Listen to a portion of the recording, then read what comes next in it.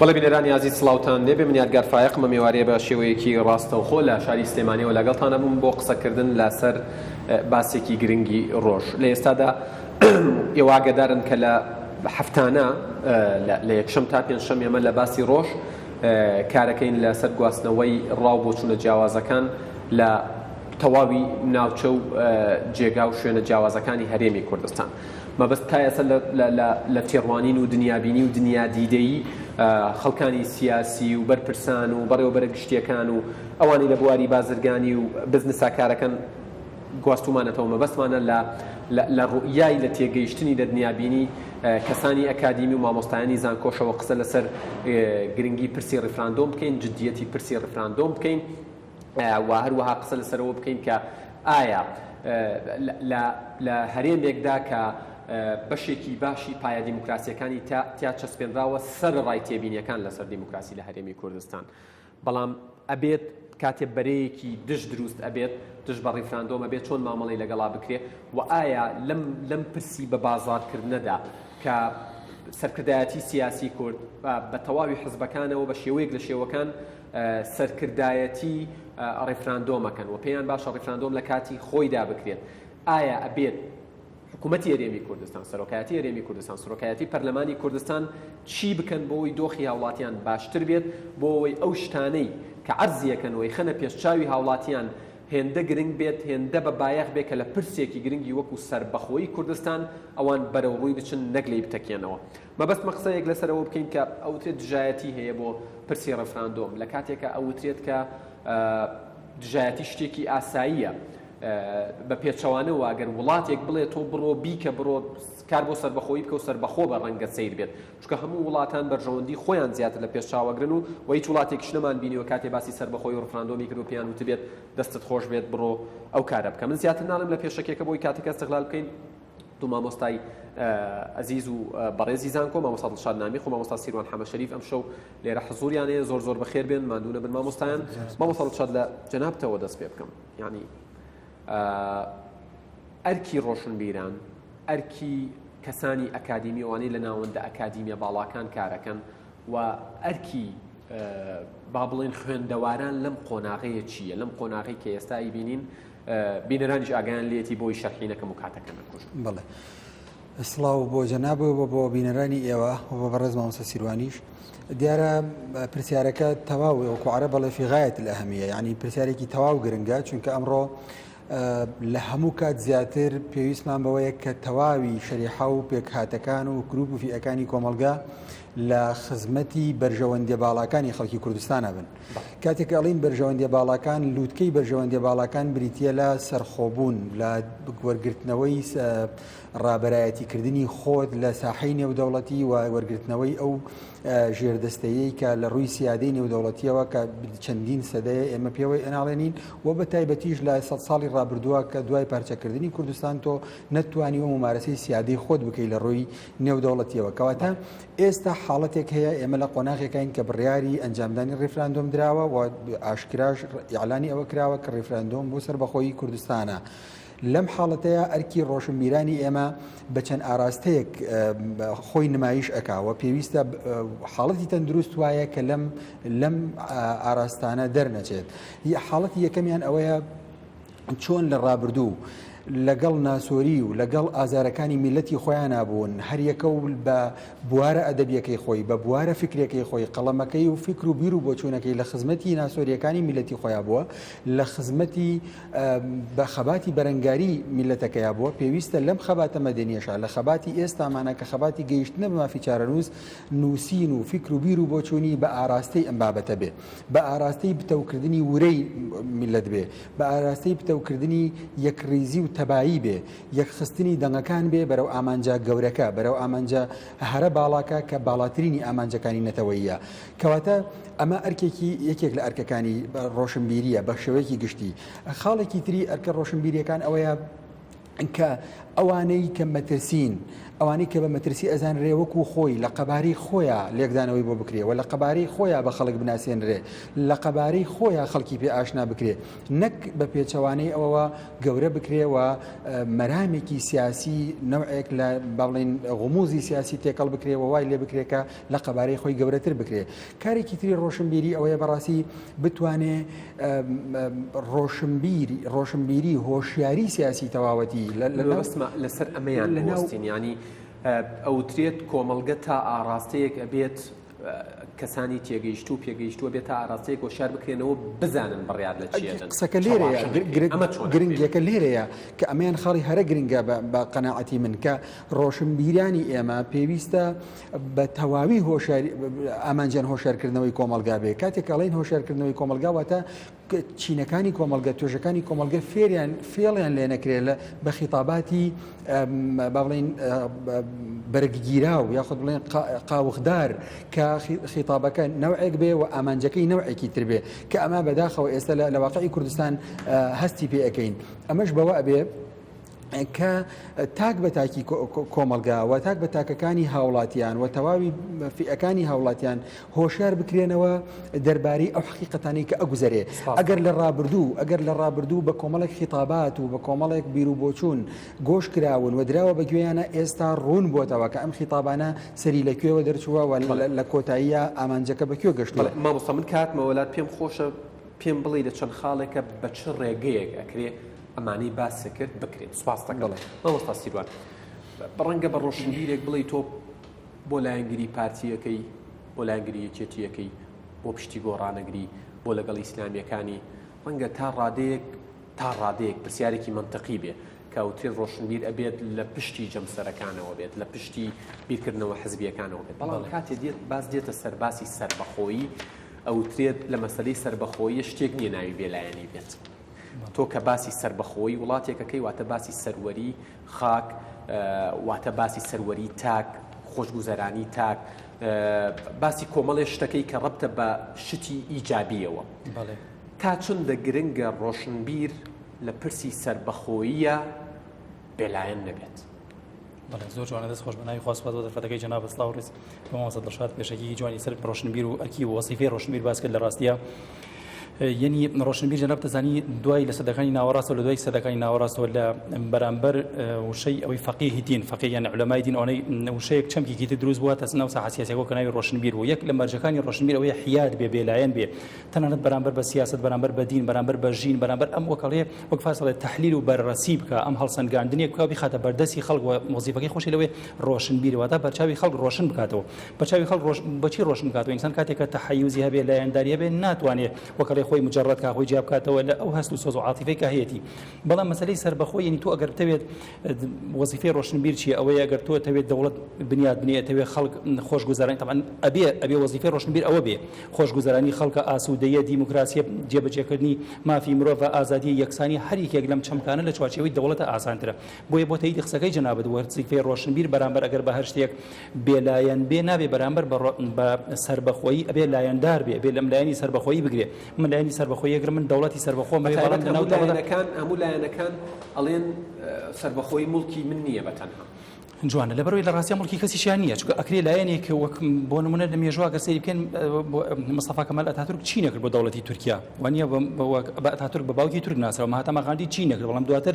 لە سیرەکەی لە پۆستی سیاسی وەزیفەی حکومیان نامێنن بە تۆماتیکی ئەو لایەنە وەکەڵێ خشتێکە خاتە سەر دیوارەکە کە پێویستە بۆی بکرێت دواتر ئەوە نامێنێ. بەڵام بەڕاستی من پێم خۆشە گەر دەرفەتم پێ بدەی باسێک لە عێراق کەم ئێمە 25 بڕیار دەدەین ئێمە لە ئێمە هەرێمێک نین لە یەکێتی ئەوروپا بەڕاستی ئێمە هەرێمێک نین لە وڵاتانی ئەسکەندەنافی ئێمە هەرێمێکین لە عێراق طبعا جەناب دەزانی فکری شەوی بچتە ناو باسەکەی خۆتەوە بیرت نەچێتەوە دەنگدان بە نەخێر دەنگدانم بانەوە لەگەڵ عێراق بەتەکید چونکە نایشارنەوەوان ئەڵێن ڕوون نەکراوەتەوە بۆ خەڵک. ڕاستە فەرمی ئەگەر وەک من لە بەرنامەیەکی تر باسم کرد 25 نۆ چییە بێ 25 خەڵکی چێتە سەرسنۆخەکانی دەنگدان طبعا بە پێی بنەماکانی دیموکراسی من نابێ پێم ناخۆش بێ من وەک چۆن ئەچم بۆ باڵێ دەنگ بە باڵێ ئەدەم یان کار بە باڵێ ئەەکەم پێویستە ئەگەر عقلێتێکی دیموکراسیانە وەریگرین پێویستە ئەوم قبول بێ خەڵکی بێ لە پاڵمان دەنگ بە نەخێر بدا. ئەم نەخێرەی ئەم بەڵێ من بۆ بەڵەیەکی سەربەخۆی بۆ دروستکردن دەوڵەتێکی سەربەخۆیە نەخێرەکەی بۆ گەڕانەوەی بۆ عێراق کام عێراق طبعا فکرەیەکی ئەڵێن ئادەم و حەوا سەرەتا ژیانی ئادەم و حەوا عێراقا بۆ لەم دەوڵەتە کە دواتر ناوێنرەوە عێراق لە جەنگی جیهانی یەکەمە کاتێک یعنی ئەمەوێت سەر جناب ڕابکێشم بۆی کە سەربازەکانی بەریتانیا کاتێک تاوان جنات زەنی سەرباز لە تەمەنی 19-21 ساڵە گەنجێکی جوانی مراهق ینی بەڵێ قژزەرد و چاوکاڵ و لە ژینگەیەکی ئەوروپیەوە ئەبێ چۆن بێ بیدایەت کە یەن ناو عێراق و داخلی دیەکە بناوی تەنجە ئەگەر هەڵە نەبم تەنجە کاتێک کە دیەکە بین تووشی خەیبەت ئەمەلە بن تووشی نانبڕاوی تووشی بەڕاستی بێئومێدیە بنەڵێن بەڕاست ئەمە عێراقەکەی کە ئادەم و حەوای تیا بووە دەیخوای ئەمە ئەگەر ئەمە بەهەشت بێ ئەبێ جەهەنم چۆن بێ وەڵی ئێمە هەژوی دایکە ئادەم و باوکە حەوا ناگەین کە سەرپێکی خۆیان کردووە علی وردی ئەو پیاوەی کە ئەڵێ من اختصاصی من کۆمەڵناسی بەڵام کۆمەڵناسی من ئەڵێ دیراسی من مەکتەبی نەبووە مەیدانی بووە ئەڵێ من دانەنیشتم سە کتێب دیراسە بکەم چاخانە بە چاخانە گەڕاوم قاوەخانە بە قاوەخانە گەڕاوم دیراسی خەڵکی عێراقم کردو ئەڵێ لم يبقى في العراق على مرور الأجيال إلا من كان مزدوجا أو منافقا يحترم من لا يحب ويحب من لا يحترم ئەڵێ بە درێژایی مێژووی عێراقی نایبینی جیلێک نابینی تۆ یا مزدوج یا منافقە مزدوج ینی کەسێک بە ئەنخەست ئەو ئیشە ناکە بەڵام منافقینی ئەزانەیە ئەو ئیشە خراپە ئەوشیکە یعنی ئەڵێ یا منافقە یا مزدوجە حجاجي سقفي قسيكي ابو خلق العراق لاهل العراق اهل النفاق والشقاق ومساوئ الاخلاق براسي اما هلسن غاندني خلقان ابو عراق لراسيا وكلمه هلسن غاندني يمنيه يمن لبسوين جنوا لم باش بينونا واقعك العراقي دوای 2003 تا امرو عراقي كيما دڵخۆش بین بەوەی کە ئەگەر جارێکی تر برا بچووکی بۆ عەرەبەکان قبول بکەینەوە شتێکمان دەستکەوێت کارەساتی گەورە ئەوەیە بەڕاستی یەکێک لە نووسرە بنەماکان با من لێرە ناوی نەبم ینی بەڕاستی بابەتێکی نووسی من دەستخۆشی لێکم ئەڵێ یەک لە کێشە هەرە گەورەکانی ئێمە لە عێراقا کێشەی وازە سیاست بێنە وازە 8,000 بەرزانی و 182,000 ئەنفال و هەڵەبجە و کیمیایی وازە هەموو ئەمانە بێنە ئێمە کێشەیەکمان هەیە لەم عێراقا پێویستە هەڵوەسەی لەسەر بێ کێشەی ژمارەی دانیشتوانە ساڵی 2004 ژمارەی دانیشتوانی عێراق 24 میلیۆن نفوس بووە لە ساڵی 2017 38 میلیۆن نفوس ینی 14 میلیۆن نفوس زیایی کردووە لەم 14 میلیۆن نفوس 1 میلیۆنی کوردە 13 میلیۆن عرب زیادی کرد لەناو کوردەوە شاریەکە بەنسبەت وەچەخستنەوە هەبووە بەڵام لە ناوانی گوێیان لێنی بە پێچەوانەوە ئێمە تا بەرەو ڕەفاهیەت و خۆشگوزەرانی بڕۆین بەرەو شارستانیەت بوون و مەدەنیەت بوون نەڕۆینەوە بۆ نمونە خەڵکانێک ئەگەر باوبابیری ئێمە شانازی بۆ کردو 11 مناڵی هەبووە ئیسا ئێمە شەرمەکەین کە 5 مناڵمان هەیە وانە بەڵام لەناو عەرەبا بە پێچەوانەوە لەناو عەرەبە چی ژینی گەورەترین مەترسیە من ینی زیادە ڕۆیم نەکردو ئەگەر بڵێم گەورەترین مەترسیە من جارێک لە بەرنامێک باسێکی مەولانای ڕۆمیم کرد مەولانای ڕۆمی لای کابرایەک ڕۆشتە شاخ دار ببڕێ لەگەڵ خۆی ئەژدیایەکی تۆپی بێناوە بەفرا بوو هێنایوە لە پیشانی خەڵکی عێراقی بدا ئەڵێ ئەژدیها زینوو بوو ئەژدیها کابرای خوارد بۆ ئەڵێ ئەژدیها دانی ڕا دەربەر فێفێراق هەرگیز مەهێنتوو بەر خورشیدی عێراق ئەڵێ واز لە ئەژدیها بێنە با لە بەفری فێراقا بتۆپێ مەهێنە بۆ خورشیدی عێراق خۆری عێراق ئەڵێ خۆری عێراق گەرمە زینویان نکاتەوە دواتر خۆت ئەخوا گەورەترین ئەمە لە بواری نەزەری لە بواری عەمەلی ئێمە بەشای خۆمان بینیوان سەرکردە سیاسیەکانی عەرەبەک جەنابەت و دوای 2003ەوە لەم شاری سلێمانی و لە هەولێر و لە محافەزەکانی ئێمە وەکەڵێ ئارامشیان نەگرت ئارامیان نەگرت کاتێک کە ڕۆح چووە بە بەریانە زینوو بوونەوە ئەوە ئەنجامی زینوبوونەکەی و بەرامبەر بە ئێمە کە مامۆستا بێگومان دێمەوەلات مامۆستا دڵشاد پێشەوەی بچینە سەر میکانیزمەکان دیسانەوە مەبەستمە ڕای تۆش بزانم دەنگدان بەنەخێر خۆی لە خۆیان زمنی دەنگدان نییە بەمانەوە لەگەڵ عێراق خۆی ڕیفراندۆم بۆچی ئەکرێ پرس بە خەڵک ئەکرێ ئایا تۆ ئەتەوێت خۆت سربەخۆبی خۆت ممارەسەی سیادەی خۆت بکەی یان لە سایەی دەوڵەتێکا بمێنیتەوە کە 80 ساڵە لە سایەیە ینی پرسیارەکە ئەمەیە کە تۆ ئەڵێ نەخێر نامەوێ سیادەی خۆ ممارەسە بکەم ینی بە نەتیجە تۆ وتوتە بەڵێ ئەمەوێ بۆ وەزعی کە تا ئێستا هەم بووە بمێنمەوە یعنی دوو خیارت پێ نەدراوە بوترێت تۆ ئەتەوێ ئەم وەزعەت بەم شێوەیە باش بێ یان بەم شێوەیە یان باش بێ پێت ئەوترێتەوە سربەخۆبی یان ئەتەوێ ژێردەستەبی من شتێک ئەڵێم پێویستە بوترێت سربەخۆیی خواز و ژێردەستەیی خواز چونکە لەم دوو خیارە زیاترمان نییە لە بەرامبەر ڕیفراندۆمە ینی ئەمە لەکێکیش لە وەزیفەکانی ڕۆشنبیر کە پێویستە ئەم بابەتە ڕووناک بکرێتەوە و هۆشیار هاوڵاتیان هۆشیار بکرێنەوە یەک لە ڕێگەکان ئەمەیە کە حقیقەتی ڕیفراندۆم و حقیقەتی گشتپرسی و ڕاپرسی لەربارەی چارەنووسی خەڵک چارەنووسی نەتەوە و چارەنووسی گەلی کوردستان ئەمەیە ڕوون بکرێتەوە کە بۆ ئەوەیە بەرەو سەرخۆبوون و گرتنەدەستی جڵەوی سیادەی خۆیان بڕۆن بۆ دامەزراندنی دەوڵەتی کوردستانە و ئەمە ڕوون بکرێتەوە و ئەم غموزە لا ببرێت کە ئەوترێ ڕیفراندۆم بۆ سربەخۆیی نییە ڕیفراندۆم هەنگاونانە بەرەو سربەخۆیی و هەنگاوی هەرە کاریگەر و دەستگەیشتنە بە چەکە گەورەکە جا دواتر لە ئەنجامی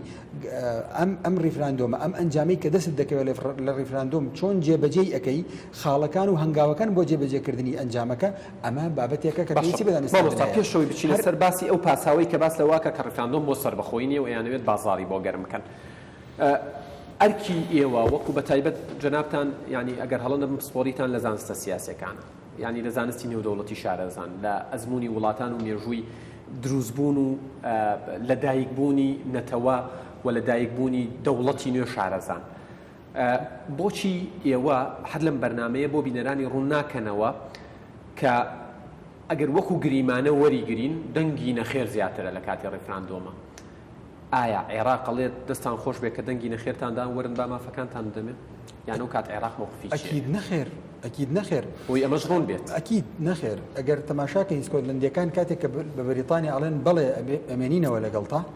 لەبەر ئەوەیە کە بریتانیا زانیوێتی ڕۆژێک لە ڕۆژەکان سکۆتلەندیەکان ئەگەنە قەناعەتێک کە لە بریتانیا جیا ببنەوە لەبەر ئەوە خزمەت بەراوردێکی هەندێک نامەنتقیشە سکۆتلەند و بریتانیا لەگەڵ بەڵام دەکرێت ئەمە بڵین خزمەتێکی وهای کردوون کە هەرگیز ئەمە نەڵێن هیچ کێشەیەکیشیان حتمما کێشەیەکیان نەبووە لەگەڵ ئەوەشا هێشتا بە فاریقێکی زۆر کەم وتویانە ئەمێنینەوە و ئەگەر هەیە لە داهاتوو ئەمانە جێڵیشیان نەداوە دیسانەوە ئیکەنەوە ئەکید کیوبیکیەکان لە کەنەدا هەروەها کەتەلۆنیەکان لە ئیسپانیا بە هەمان شێوەیە بەڵام لە عێراقی ئێمە بین کە ئەڵین بڵێ ئەمێنینەوە لە زمن و لە چوارچەوەی عێراقە کامە عێراقی ئێستا عێراقی پێش 2012 نییە کاکە عێراقی 2017 عێراقێکە کە جێش ئیلغا کراوەتەوە کە ئەمنیەت و پاراستنی جێش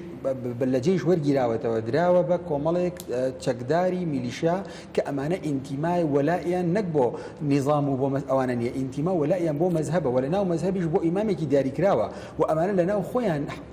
ینی مەترسی دائمە شەڕیان بە هەموو شێوەیە گاوەکانی دوای 25 ئەبێ بەرەو سەربەخۆیی بێت و کۆڵیش لێی نەدرێت بەدڵنیایی جامەیە ئجازەم بۆ ئەوی وەڵامی پرسیارەکەی جەناب دەمەوە کاتێک کە تۆ ئەڵەی بەڵێ من عێراق لە زمنی تۆ ئەمێنمەوە و نامەوێت سەربەخۆ بم یعنی تۆ بە جۆرێک بە زەریلیەکەوە تۆ براگەورەی عێراق قبوڵ ئەەکەی کە ممکنە تاریخ بە شێوەیەک باسی بکە لە داهاتوو نتوانرێت تەحلیلی بۆ بدۆزرێتەوە سکۆتلەندیەکان ئەتوانین بڵین ئەمە بریتانیا خزمەتی کردوون بەس ئایا ئێمە عێراق جینۆسایدی کردوین کاکە عێراق دەستورێک کە خۆیان وعدیان داوە جێبەجێ بکەن جێبەجێیان نەکردووە کە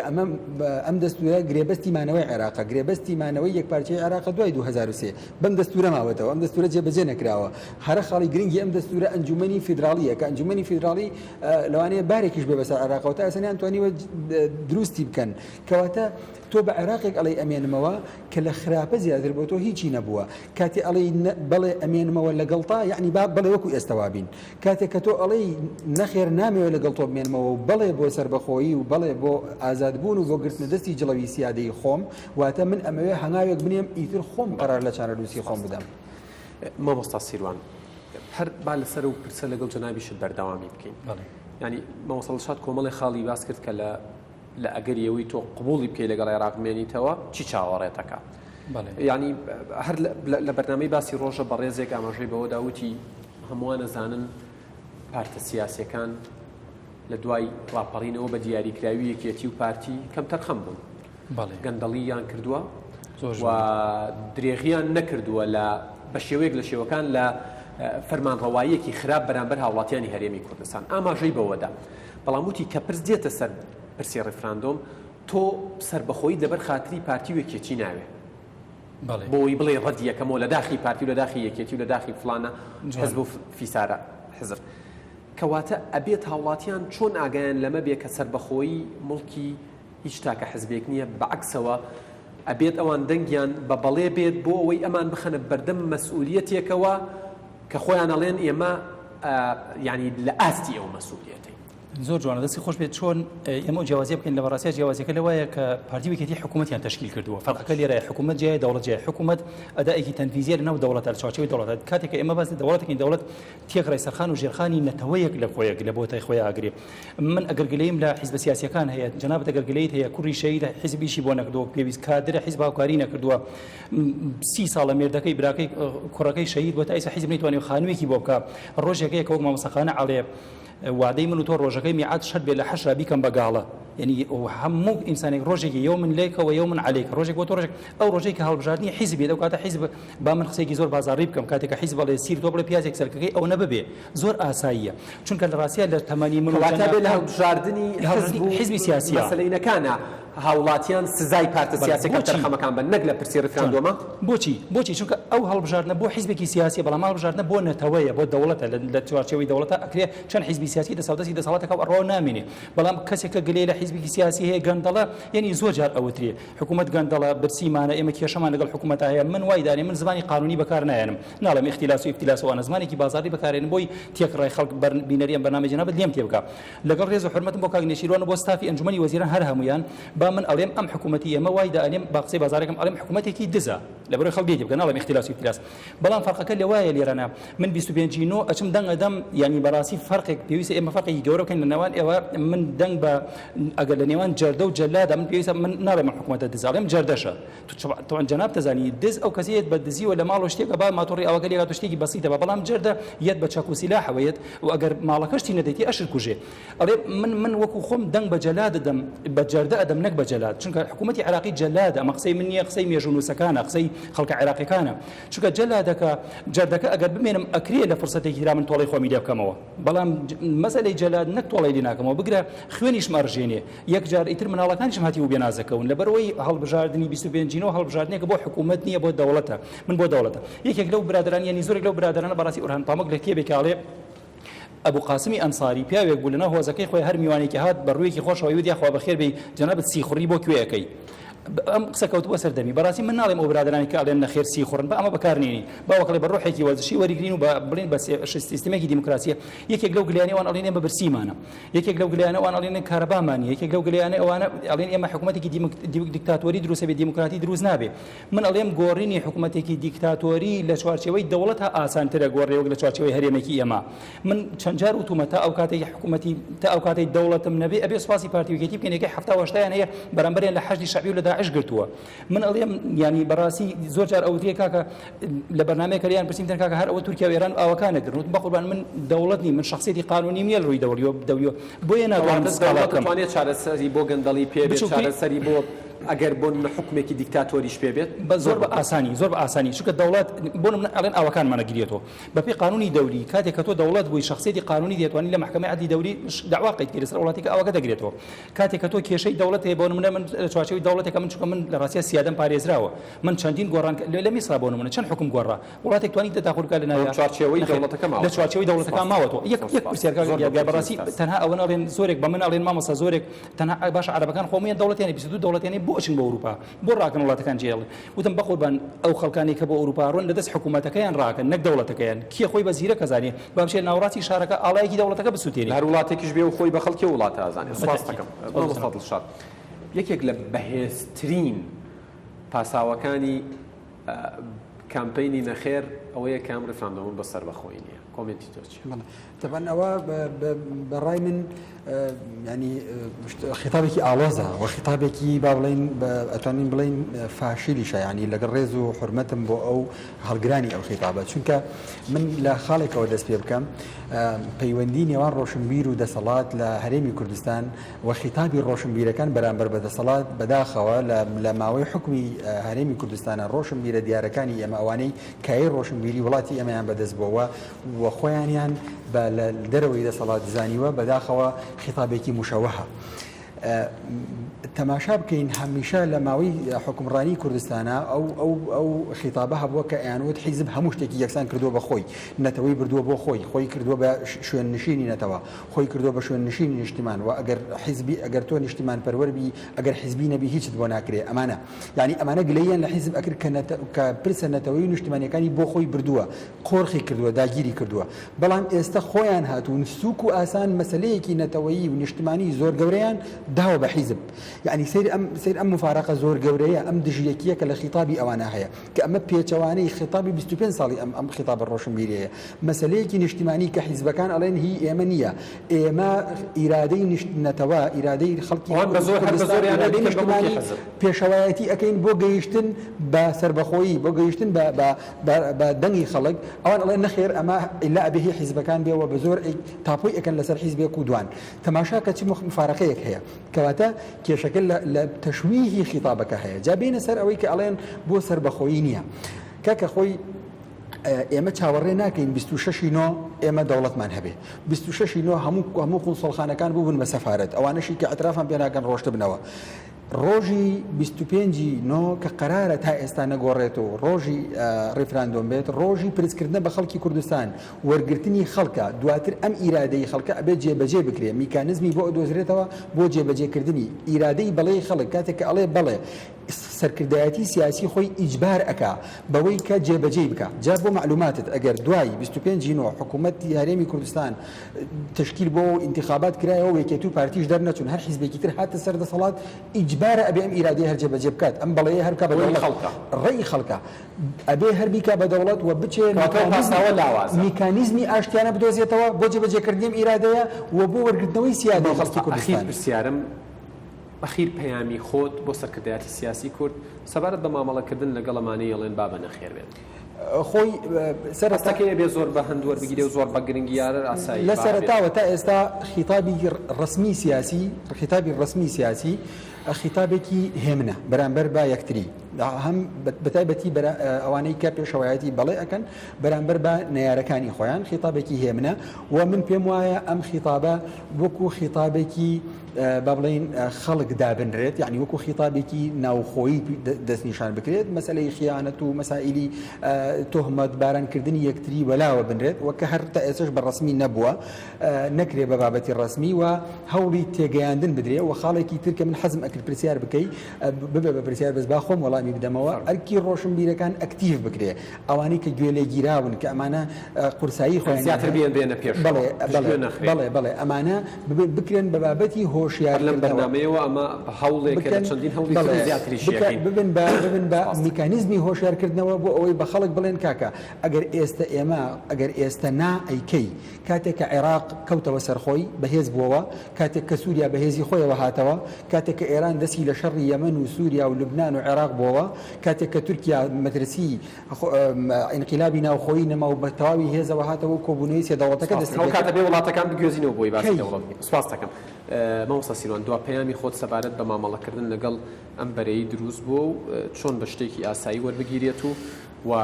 وەکو ئەو تێت لە قەباری خۆی گەورەتر نەکرێت. وڵام من تەکلیفەکەم لە سەرکردایەتی سیاسی کورد بەڕاستی سیمایەکی جوانمانداوە بە ڕووی دەرەوە بەڕاستی ئەوەی کە تەعامل لەگەڵمان ناکرێت تەعاملی وەک جەنابەت سەرەتا باسی کرد دیموکراسیەکە ئێمە ئەگەر ڕێژەیەش بێت دیموکراسیەکی جوانە لە ڕاستیە تەعاملێکی وەکەڵی دیموکراسیانیان لەگەڵا بکرێ وەک زۆر بە هەند وەرنەگیرێ و کاریان لەسەر بکرێ بەڵام من سەرنجی جەناب ڕاکێشم بە خێرایی بەوەی زۆرێک لەوانی کاڵێن ئێمە برسیمان ئەبێ ئێمە دوای ڕاگەنی دەوڵەت برسیمان ئەبێ ساڵی 19 ساڵ دوای ئەوەی سعودی طبعا جەناب زەریسە دەستی لە سیاسەتی هەرێمایەتی هەیە من ناڵێم نێودەوڵەتی بە کوڕەگەورەکەی ئەمریکا ناسراوە 19 ساڵ دوای ئەوەی کە ئەمریکای اعترافی پێ کردووە ئەمە وێنەی بۆ بەچاوی جەناب تو بینەرن ئەمە وێنەی فڕۆکەخانەی مەدینەیە ئەوە کارمەندەکانی پاسەپۆرتە کە کاروباری فڕۆکەوانی ئامادەکەن بەراورد بە سعودیەی ئەو سەردەمە ئێمە ینی ڕاستیا ئێمە ژێرخانێکی ئابووری ئەگەر بەراوردی بۆن زۆر باشمان هەیە ئەکرێت زۆر جیاوازی نەوان لەبەرەوە ئەکرێت ئایندێکی گەشتمان هەیە و پێویستە کاری لەسەر من یەک دووسانی بیتێ بگورە من پێم وایە بەرەی ئەوانەی کە ئەو بەرەیە کە پێشەوایەتی بەڵێ ئەکاوە پێشەوایەتی خەڵکی کوردستان ئەکا بۆ وەرگرتنەوەی ئیرادەی خۆی ئەوەندە بەوە مەشغوڵ بێ کە خەریکی گەیاندنی ئامانجەکەی خۆی بێ ئەوەندە بەوە مەشغوڵ نەبێ کە وەڵامی خەڵکی تر بداتەوە لەسەر نامیق مامۆستا سیروان حەمەشەریف مامۆستایانی زانکۆ زۆر سپاس بۆ کاتەی با ئێمە بەبینەرانتان بەخشی ماندوو نەبن بەڵێ بینەرانی عزیز باسی ڕۆژ کۆتایی هات ڕێزی یادگار فایق و تەواوی ستافەکەم لە شاری سلێمانی و شاری ئەولیا قۆڵ بکەن تا بەرنامەیەکی دیکە بەخوای گەورەتان ئەسپێرم ماڵی ئەوە کوردستان هەمیشە ئاوادان بێت.